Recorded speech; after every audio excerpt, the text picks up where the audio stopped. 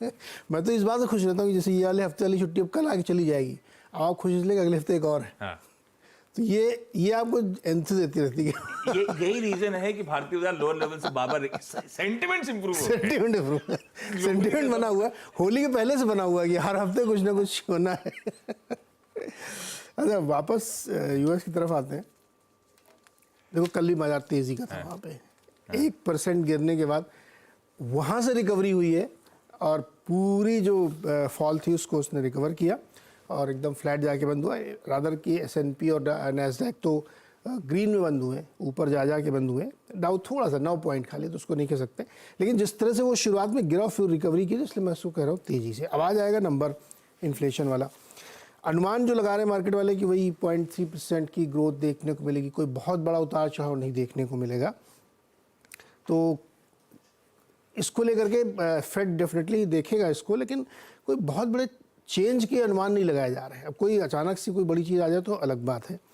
तो इसलिए मार्केट में जो तेज़ी है ये एक पहेली है। तो आज मैंने और थोड़ा डीप में जाके पढ़ने की कोशिश की, भाई ये क्यों तेज़ी इतनी हो रही है। कमोडिटी भी चल रही है, क्रूड गिरा नहीं है। क्रूड अगर आप 90 से नीचे देख रहे हैं ब्रेंट, तो वो इसलिए क्योंकि यूएस की इन्वेंट्री बढ़ गई तो वो $1-8 ऊपर नीचे हो जाता है। एक फंड है स्टेट स्ट्रीट ग्लोबल एडवाइजर्स, जिसने कहा है कि जून में 0.5% रेट कट होगा। मतलब समर के रेट 0.5%। हाँ, यही तो अब चौंक गए ना आप। फ्रंट लोड कर देगा मतलब। एग्जैक्टली यही वर्ड उसने यूज़ किया है कि फेड फ्रंट लोडिंग करेगा, 0.5% जून में काटेगा। और ये कोई छोटा मोटा फंड नहीं है, $3 ट्रिलियन मैनेज करता है। तो फिर और डीप में जाकर पड़े भाई ये ऐसा लॉजिक क्यों दे रहे हैं। तो उसका ये कहना है कि देखिए, जो बहुत सारे इकोनॉमिक डेटा आप देख रहे हैं हाई फ्रिक्वेंसी वाले, वो आपको भले ही बहुत स्ट्रॉन्ग दिख रहे हो, लेकिन क्रेडिट कार्ड का, होम लोन का, उसमें डेलिक्वेंसीज बहुत बढ़ रही हैं।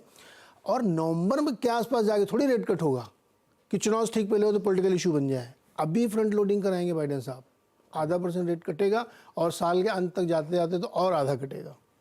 अब ये एक मजाक वाली रिपोर्ट कह लीजिए आप, या सुपर बुलिश कह लीजिए, या तेज़ी का बाजार है, तो आप लॉजिक कुछ भी दे सकते हैं।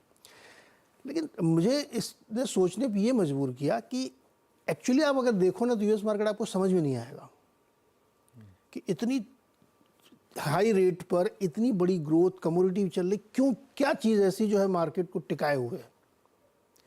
अब कोई अनहोनी हो जाए जैसे ये लिख रहे हैं तो मुझे नहीं पता, लेकिन आप सोचने मजबूर हो जाते हैं कि क्या वाकई कुछ ऐसा चल रहा होगा।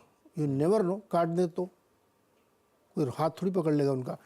तो इसलिए मैंने इसको मेंशन किया कि ये नोटिस में रहनी चाहिए कि जून में खेला हो सकता है आइदर साइड। हो सकता है एकदम आपको गुगली दे दें कि हम अगले 6 महीने और कुछ नहीं करेंगे, या हो सकता है वो रेट कट हो ही जाए। मार्केट जो टिका हुआ है ना इतने ऊपर पे यूएस का मार्केट, ये आपको बार बार सोचने के लिए मजबूर करता है कि क्यों। लॉजिक है, क्यों प्रेसिडेंट साहब आके बोले 3 रेट कट जब डेटा नहीं था। Exactly. तो उन्होंने आपको तैयार करा। और ये बात सही है कि अगर आपको इलेक्शन रिलेटेड ही रेट कट देना है तो फ्रंट लोड करो और अभी करो, तब तो फायदा दिखेगा वहां पे। अभी आप 0.5% काट दो, उसके बाद 2 बैठक में कुछ मत करो।